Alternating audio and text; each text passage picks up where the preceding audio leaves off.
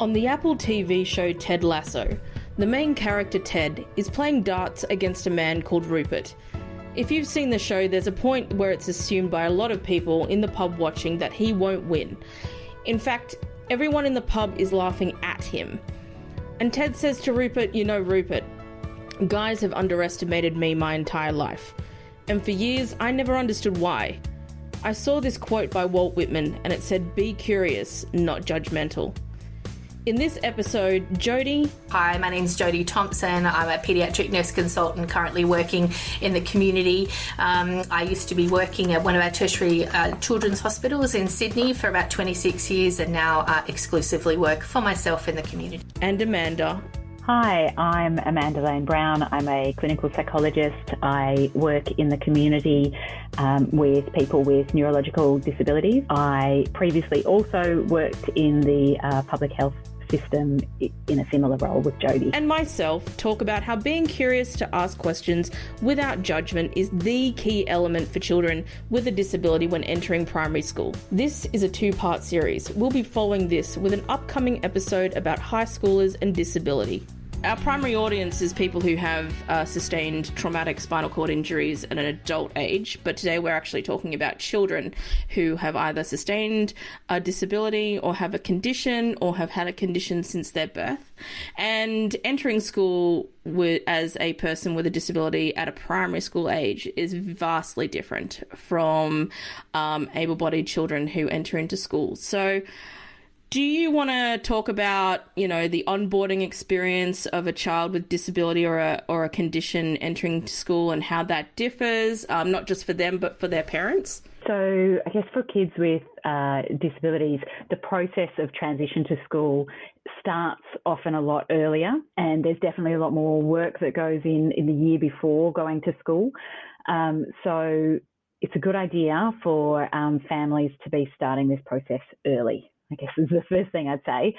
What tends to happen is that there's a meeting with the child might go on a tour of the school, or the family goes on a tour of the school, and then there'll be a meeting with the principal and learning support and often school counsellor or a classroom teacher. And they'll go through different options for different education, what the education might look like for the child, and then try and find the situation that would fit that child the best. So there tend to be three main options at least in government schools. There's a child goes into a mainstream class and they may or may not need support teacher hours. The second option is that they're in a mainstream school but in a support unit. Support units tend to be smaller classes of like 5 or 6 kids, with 2 teachers, and in that option there's the ability for a child to be either completely in that support class or otherwise partly in that support class and partly in classes in the mainstream classes as well. So like, for example, someone might do English and maths in the support unit and then they go for music and art, so they might be in their mainstream classes. So there's a bit more flexibility in that option. And then the third option is called an SSP, or a school for specific purposes.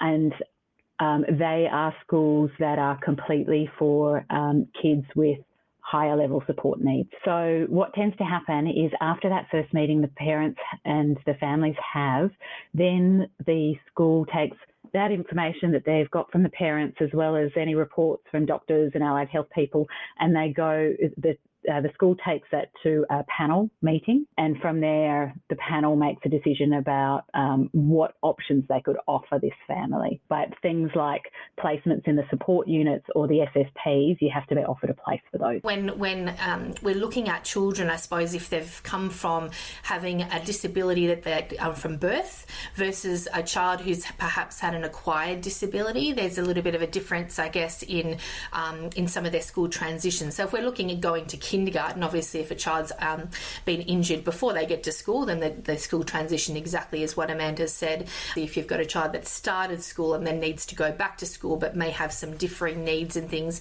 and again, it depends on if the kids have got a physical disability and or cognitive or intellectual disability, that can change a little bit in terms of what their needs are, and within that sort of environment, which environment suits their needs best, especially if they have different either physical challenges. We hope that any children who have physical challenges could be integrated into any school.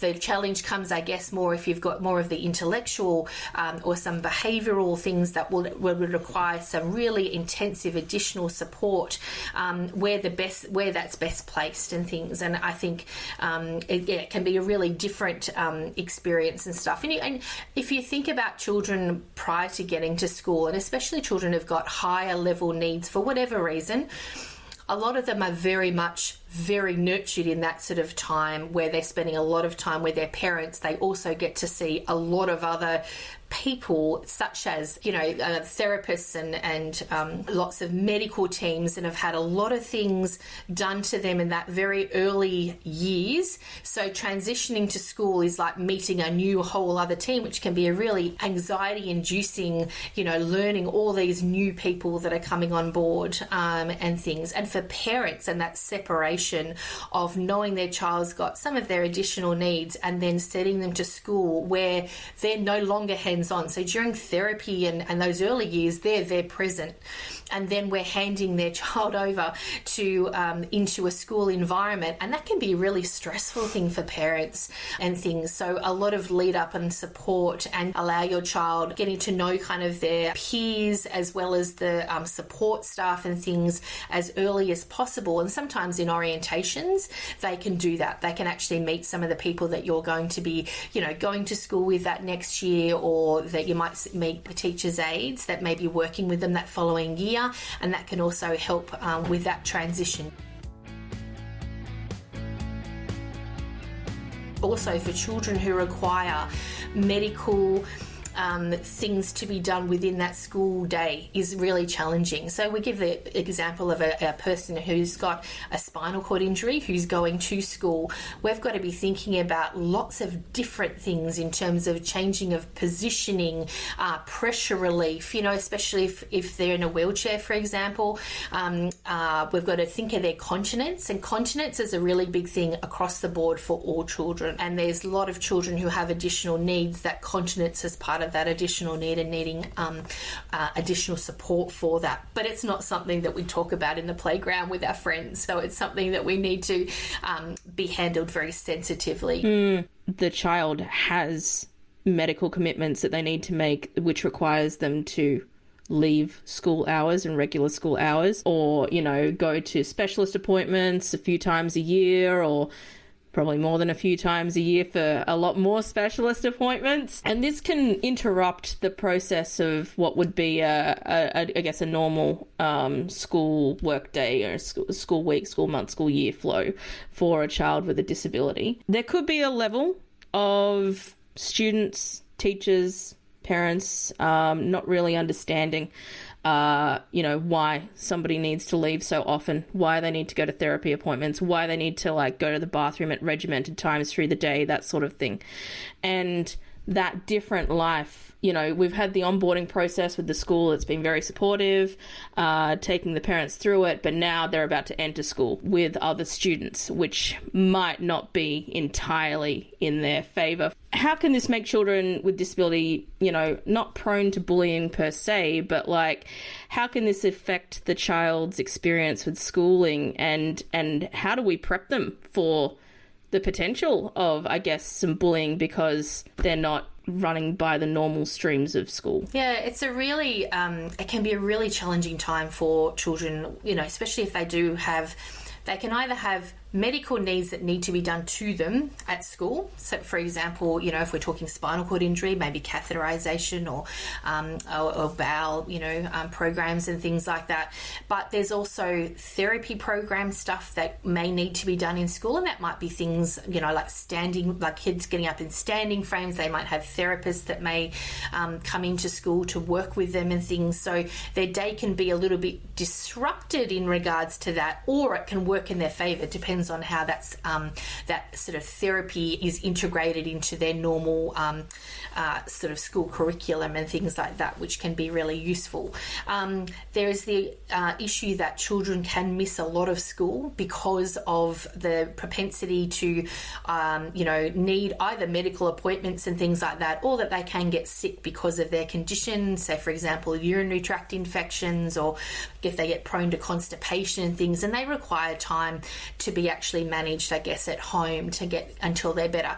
That disruption for the kids then needing to attend these appointments and things, maybe, specialist appointments, and they spend significant periods away from school, can actually interrupt those normal processes of building trustworthy friendships and being able to participate fully in that kind of school program, which then can put them a bit behind the eight ball in terms of their learning. And so they're constantly feeling like things are a real struggle, and they can really take a hit, I guess, to their self-esteem and things. So that can then lead to other behaviours or things where it makes it difficult for them, I guess, to form those friendships. Now, if you think about the other side of the coin, if you've got a friend that has a lot of these different needs, and they're sometimes at school and they're sometimes not, all kids want to belong and they want to be able to spend time with their friends. But if that friend isn't there all the time, then that tends to lend itself to them sort of making friends with different people as well. You know what I mean? Like in that kind of friendship groups, and the person who has the additional needs are coming back and forward, to and from school, but they don't know perhaps when they're going to be there that next day or not. And they miss out on a lot, and that interruption of that friendship group stuff is really hard. That can lead itself to, feeling like they're different and that they're being excluded. Normal trajectory of friendships, things can be interrupted a little bit.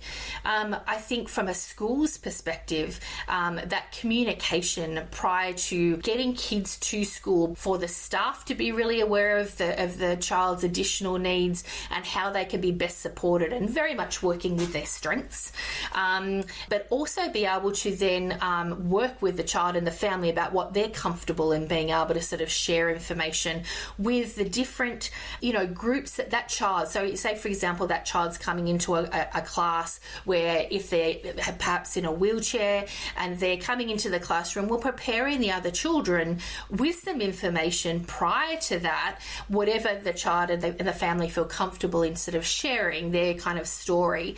Often we do like little story books, about kind of some of the, this is about me. It tends to focus on, these are, yes, my physical challenges. However, it's about me and my personality, and these are the things that I love. And so kind of promoting it, I guess, about, and this is how you can include me. A story I tell you actually about my nephew with my brother and sister-in-law's blessing. They're part of a very big group of friends that goes away on holidays for every year. And my nephew has autism and epilepsy and things, and so he has a variety of sort of behavioural needs. And one of the things that my sister-in-law did was, in that big group of adults as well as the children, was to actually give them like a letter saying, this is the information about our son that helps to explain why he is like he is and why he behaves like he behaves.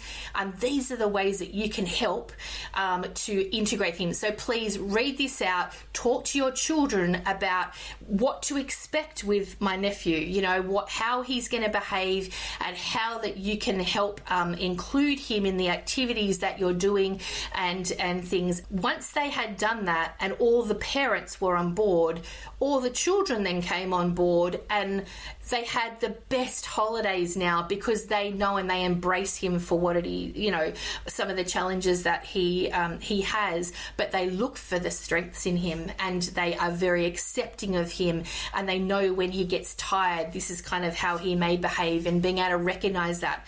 And I think there's so much value in that for schools as well. If you've got a child coming into a classroom and having some, information about them to say, this is the way that you can engage best with my child, or their friendship groups and things, and that giving that autonomy and giving a bit more information as to why that is why it is. And if you've got questions, to really remove that kind of veil of like, it's okay to ask. If you're not sure, be curious, not judgmental. It is very much about being allowed to ask the questions if you're not sure, and very much looking about beyond the physical and actually looking for the personality and who is that person behind all these other additional needs. Yeah, and I guess it's those kind of two steps as well. It's the education about what a kid has trouble doing and what other kids need to do to get around them and keep them safe. But then there's also, what are all the things that they can do and that they can be involved in, and what are their strengths, and how do you do things? What can the kids be doing with you so that you can be completely involved in that as well? So I guess there's those two steps of, how do we keep you safe, but also then how do you get really involved? And so I think that education piece needs to be both of those steps. Do you find that there is segregation where, you've got people who are interacting, people with disabilities interacting in, I guess, a mainstream class, and then you've got other people who it might be a specific education unit?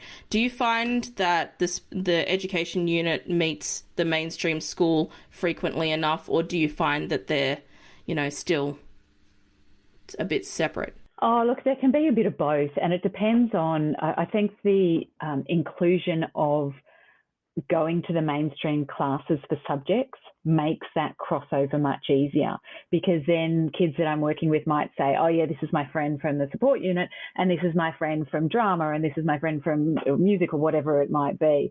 So I guess, particularly when you're in high school and you're moving around classrooms, that kind of situation isn't so unusual, that you have your friends from different subjects, and it fits quite nicely in there. In the primary school, there is a little bit of that issue that Jodie was talking about amount of time spent with people to develop a friendship trajectory. It helps, I think, reduce the segregation if kids are going sometimes into mainstream classes as well, but there is still that. These are also kids that are being taken out for medical appointments, and they're sometimes in the support class and they're sometimes in the mainstream class. So I guess in my experience, I've seen a lot of the time they tend to be closer friends with other kids in the support class because they might just spend more time with them. Yeah, I think in the playground, I know that if they're not integrated into the actual classes with them, that often they will kind of get them integrated in the playground, like in break times and things, and if you have really committed staff who are very good at facilitating that kind of integration, like sometimes they'll have some of the teachers who have an interest in, say, for example, sport, will get out there and be inclusive of everyone, whoever wants to play, a particular game, whatever they're playing, and the adult will help facilitate, that sort of integration, I guess, because what they're at risk of is that they integrate them both, and then all the kids with the support unit just hang around together anyway, and they're just still segregated from the rest of the playground. So they almost need to have that facilitation of them. I certainly know for some of the kids, in my children's primary school, that if kids were having sort of social, finding things quite socially quite difficult, they would run classes, in break times, for example, like craft. They'll go and do arts and crafts, and have it in small groups, and then you could integrate kids with a variety of needs. So those children who may be more sensitive to, sounds, for your children who may have things like autism and things like that, and they hate the playground because it's so loud and overwhelming from a sensory perspective, that they would go in and have these times where once upon a time the kids used to be sent to the library, because that was a quiet space.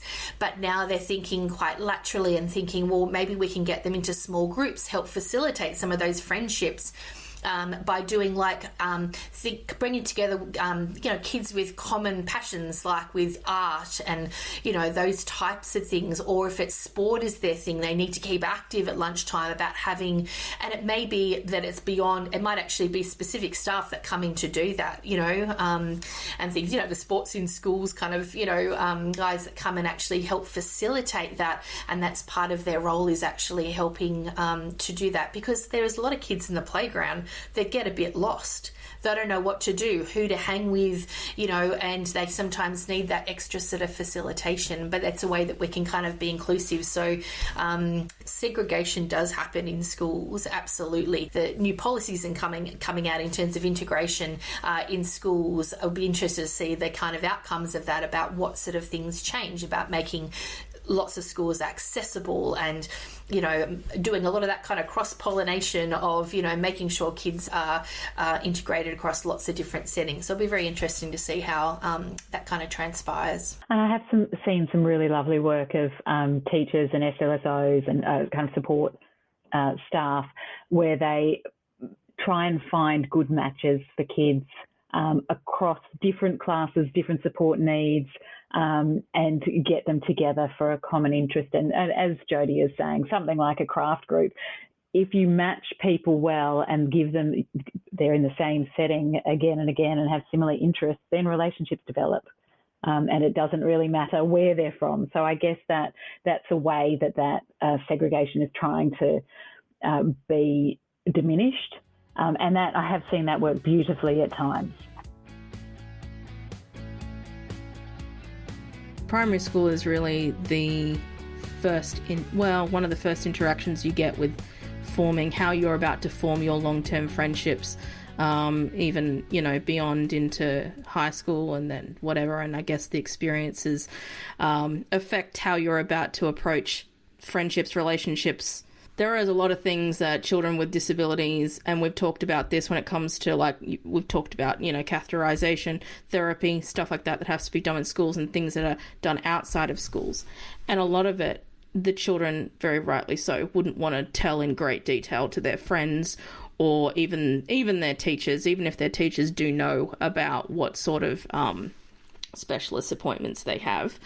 There's also an element of masking your disability, because you don't have to say everything that goes on in your life, because some of it is genuinely traumatizing, and it's some of the stuff that even teachers and teachers wouldn't be able to understand what goes on for a child with a disability who has to go into, spinal cord injuries. It has to go into urodynamics. If people don't understand what urodynamics is, for example, it's actually very invasive for some children, can start at a very young age and continue on for their whole life. So how do you reckon that translates to them masking their disability and trying to normalize themselves as much as possible to be able to, I guess, retain friendships? With the masking, that does, I guess, people are hardwired to notice differences. Noticing those differences doesn't mean that they're viewed negatively. A lot of the time that can be like a interest. But I do think that if kids have had these negative experiences when the difference is noticed, and then they are more likely to mask what's going on for them and what they want to fit in. I think as well for kids, particularly with what you're talking about, if they've had a lot of kind of invasive medical procedures early on, they probably have had to speak about these things very openly, whereas they're quite private things. So it can be this challenge too about what's a reasonable thing to keep private and what's something that I should be sharing with everyone, because up until this time, it's been openly talked about with all of these medical professionals and health people. So it's a bit of a reset for the kid as well about what are things that I need to say and what are things that I don't need to say.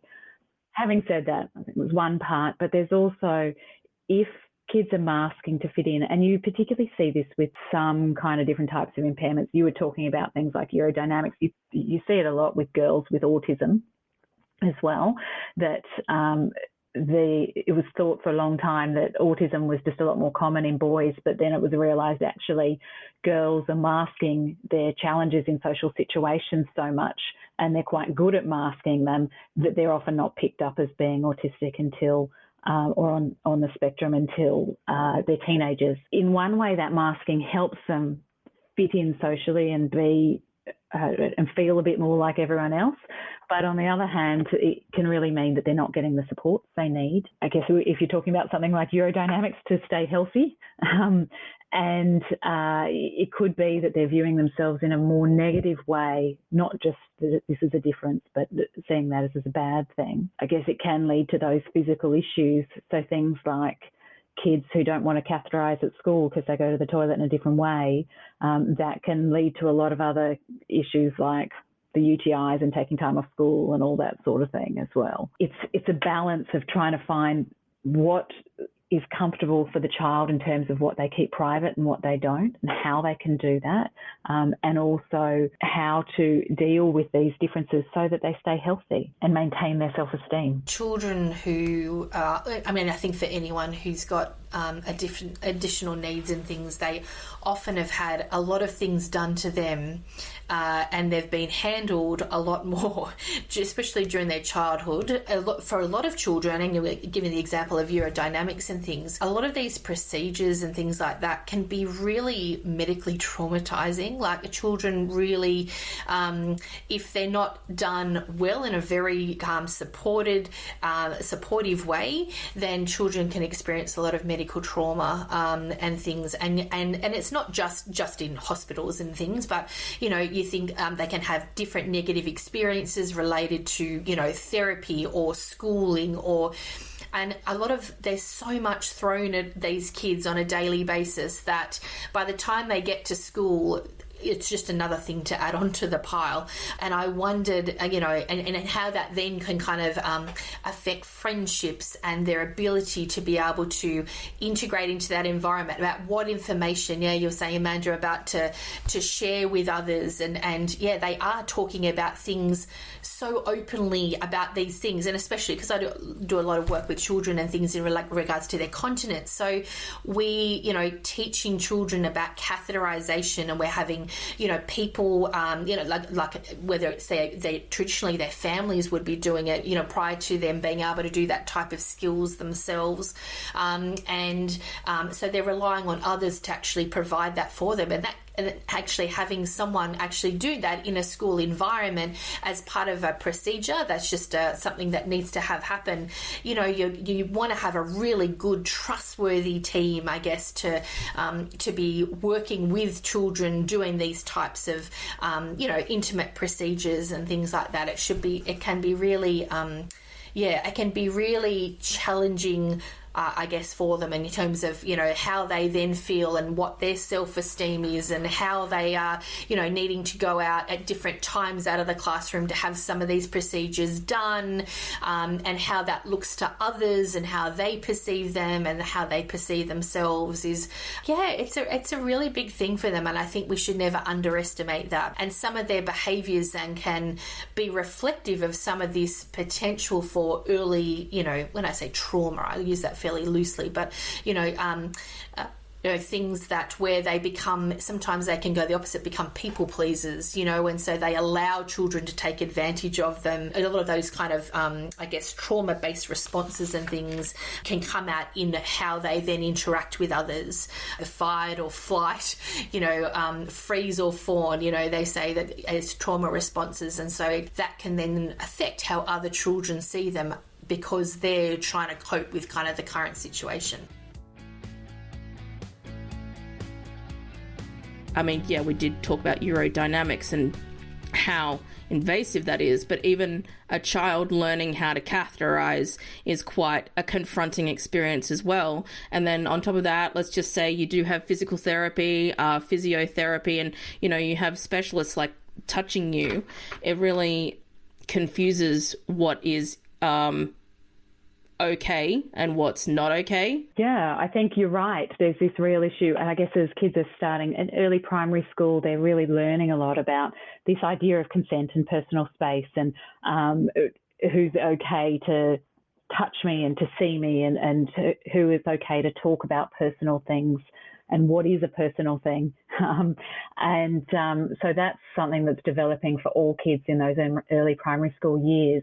And I think the kids who have the experience of lots of invasive medical procedures, that can be particularly challenging to learn those ideas about consent. And I think it's really important for the health professionals working with them to be continually aware of that and to be asking the child's permission before they do something, even if it's having a chat with the child, directly talking to the child and then asking them before they start something.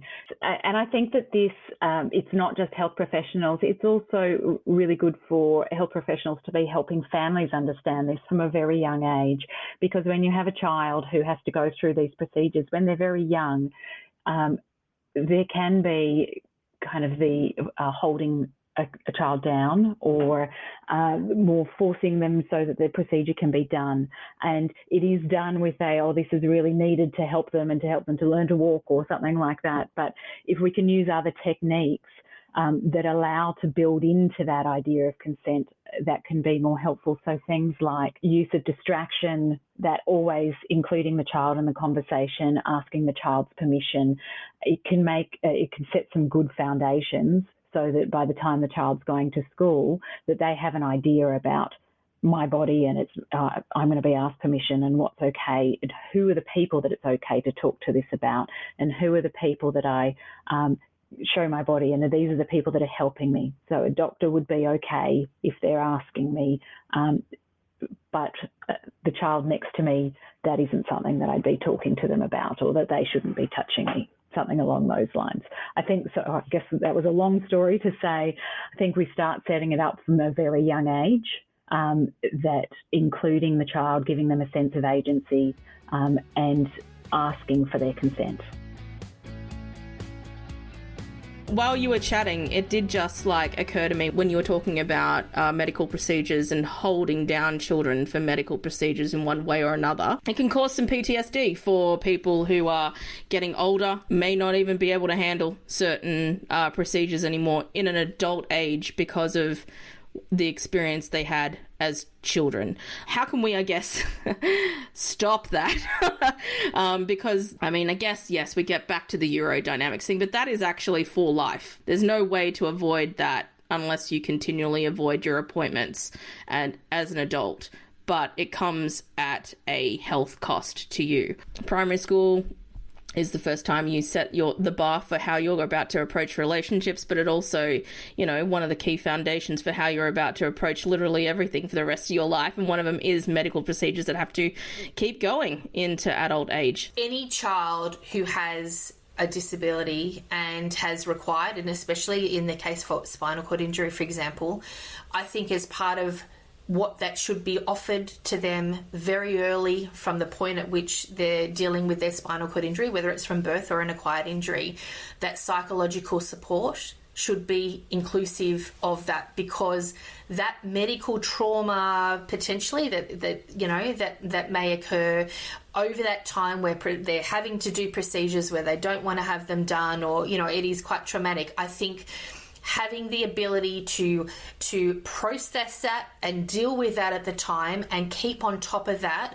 throughout their life span, I think is really important. And I think that you'll see for, a lot of children who've had a lot of this, perceived trauma early in life and have had things perhaps done to them, again, holding down to, so we can catheterize them, and it's one thing that I will never do. That is one of the big things I was very passionate about. It's just they have to allow us to be able to do this and give that consent.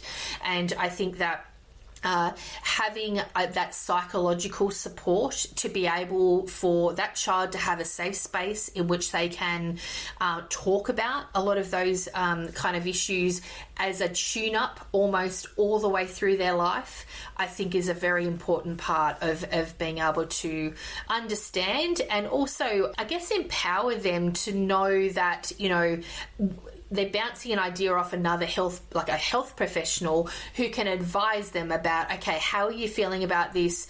How can it be done next time? And kind of almost scaffold for them about ways that they might come up with different ideas about how they would like to see things done next time, and that psychologists or whatever can help facilitate that for next time. And it's worth doing that at the hard yards when they're younger on that collaborative approach, because as they get older, there is this kind of trauma response that starts setting in, as well as they're getting bigger and stronger, and it's harder to manage for them and harder to manage for the health professionals as well. So I think it's really important that including the child, being collaborative with them, giving them a bit of a sense of ownership of themselves, of their body, and what's going to happens from early on. There is obviously with very young children that cognitively you might not be able to do a huge amount with them, but you can definitely do things with parents, and you can definitely always ask a child if it's okay. You can be using a lot of other techniques like, okay, so this has to happen. How can we make it more comfortable for you? And doing things like social stories so a kid knows exactly what's coming up, as well as them getting to choose things that might make it an easier process for them. If you were to think of your ideal support structures for like the child, but not just the child, the parents, they're concerned about their children. Very early on in this interview, we mentioned that, to the point, this will be the first time parents are not 100% there for their children, and they need to be reassured that their child is going to be okay. And I know that that's a situation that's relevant for all parents whose children are in school for the first time, but there's just a bit of extra because now your child is requiring extra assistance and you're not there to provide that assistance. What sort of support structures do you think are missing, and what do they do well, and what do you think is missing? I think it very much comes down to the willingness of the school in terms of the amount of information and their communication systems as well. I know that I've got friends who are teachers, and if they knew that a particular child was coming in with a particular disability into their class that following year, I've had many of them that have approached me, in my previous role about getting some more information about this condition, about how we can best set up our classrooms, how we can, go about approaching this child to actually get the best out of them, about how we can meet their learning needs. Are they better if they have particular, for example, toileting needs and things but they got worried particularly about, using the toilet when all the other kids at break times and it's chaos and school toilets are traditionally not the most appealing places to hang out in, and about how we can make that situation for them better in terms of whether they can have opportunities to go to the toilet outside of those times, but being able to kind of work with whatever their particular needs are. Let me tell you, there is no school that doesn't have a child with a disability in it now, whether they're diagnosed or not. So every teacher in a classroom will be looking at all their children, that they're in charge of, their individual needs, and about how we can kind of work with those. So I think communication, not only for, between the teacher and maybe the teacher's aide, but also the assistant principals and the deputy and the principal. I mean, very much it comes down for how accepting and willing to go that extra mile. Even accessibility, for example. So you're going to school in a wheelchair and you're the first person that's been to that school in a wheelchair. I will guarantee you that there'll be places that you won't be able to get in that school, and that may stop you from accessing different parts of the curriculum potentially, and so there's some schools that'll go, great, you know what, we're actually going to move, instead of having that in the library, we're going to go make sure we're going to do that lesson in that classroom that's fully accessible, so you don't miss out on that curriculum. There can be some really wonderfully supportive, creative staff that will make it fit around the child's needs.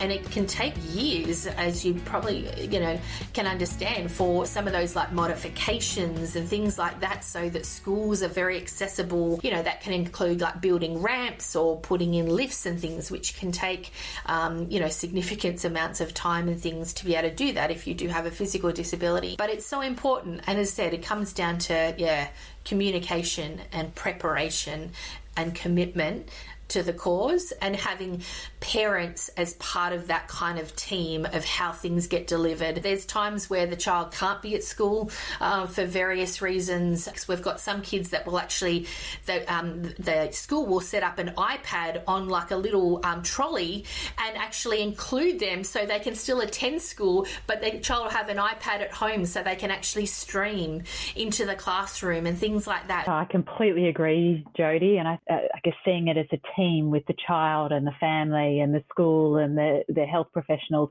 all working together with that child at the centre, and they're all involved in the process and communicating, and then it really works best.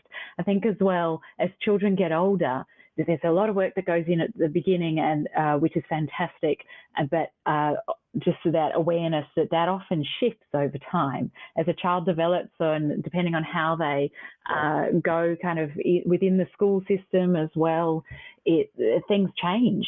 And so needing to have that flexibility of, this has worked up until now, but now things are a little bit different, so we need to shift things and change them.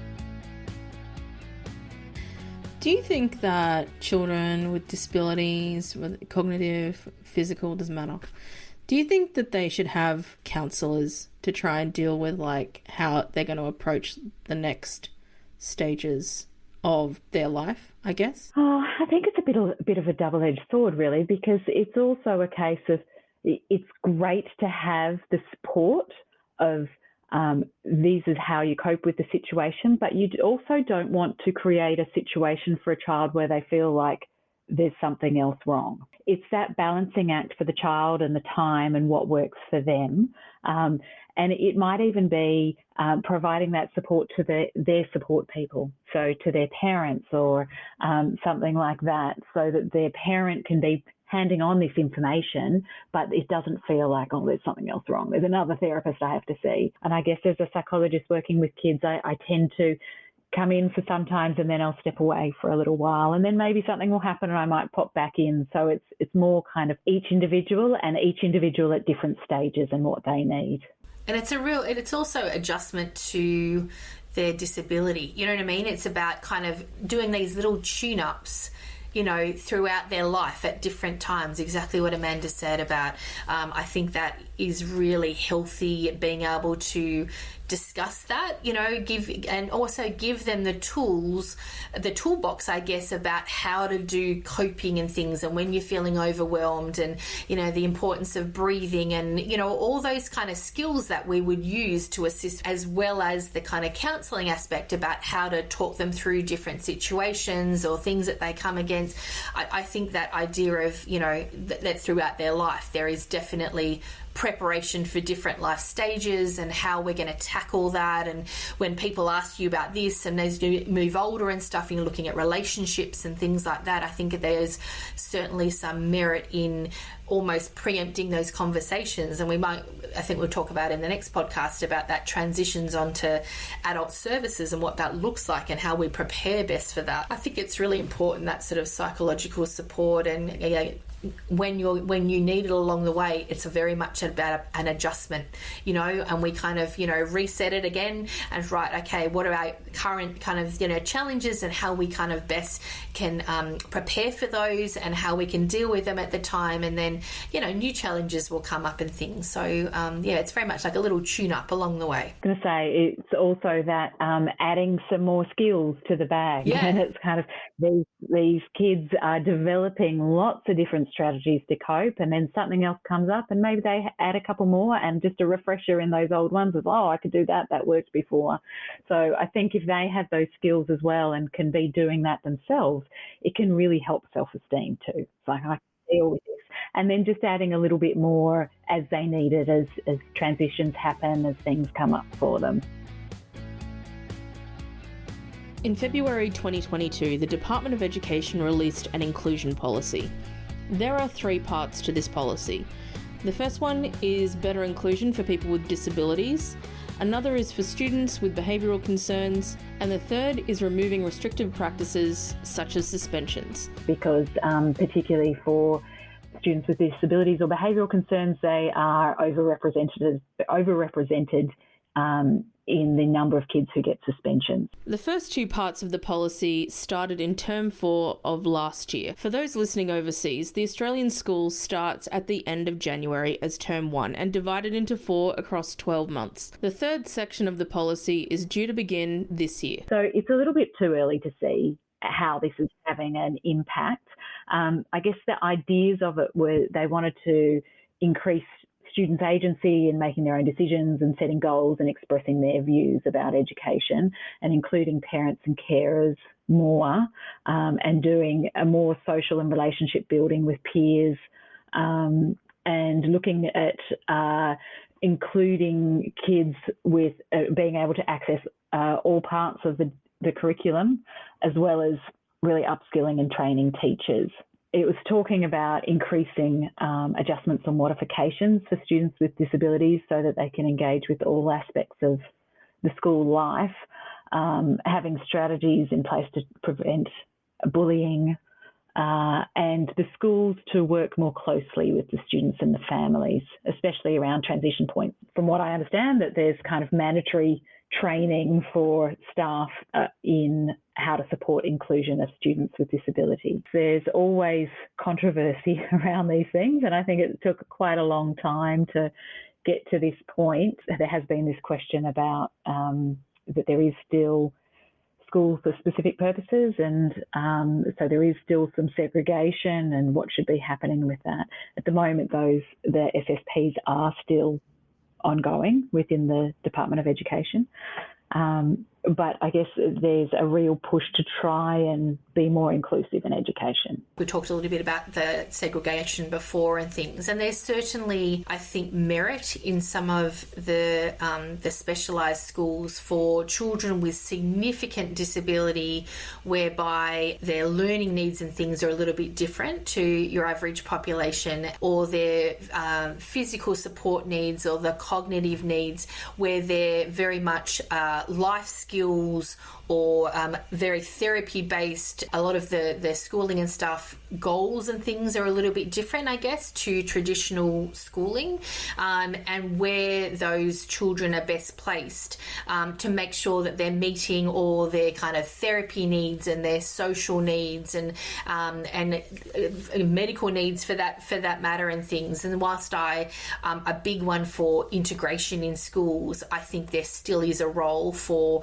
a lot of the SSP type schools. For some children with some of the either behavioural or other things, you need very specific staff to be caring for them and for them to be able to work with those children's strengths in those environments that are tailor-made for them, instead of thinking, no, we're going to try to put these support units with these children that have very different needs into mainstream schools, and in fact they're going to be segregated anyway because they won't be able to access different parts of the school. There's definitely roles for that, for support units that work within like mainstream schools. I think we can do that. There's opportunities there to actually be able to do that better. So is there anything you want to end it on before we go to the next episode? You know what my favourite show is, don't you?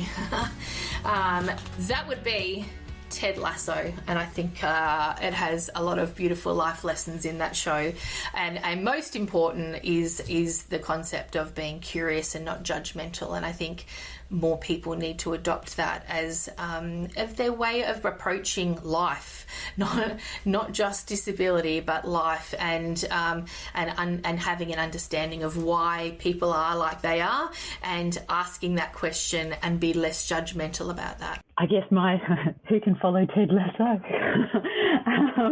I think it is that being curious, and it is just looking at everyone as an individual and trying to be constantly creative and open and curious and creative and thinking, how can we shift things to make them better? How could they work differently? And I think it's being flexible. So creative and flexibility, I think, are the keys. And every kid that comes through is different. And so everything has to be done a little bit differently for everyone. And just always working towards the best and thinking that we need to rethink things sometimes. And what worked up to this point might not be working, and it's okay to change things. In the next episode of Have the Nerve, Jodie, Amanda and myself talk about the transition between primary and high school, relationships and self-esteem. This episode has been written, produced and edited by me, Susan Wood, logo art by Kobe and Moore. Don't forget to like, follow, subscribe, rate, review. It'll help us get more people to this podcast. Thank you for listening.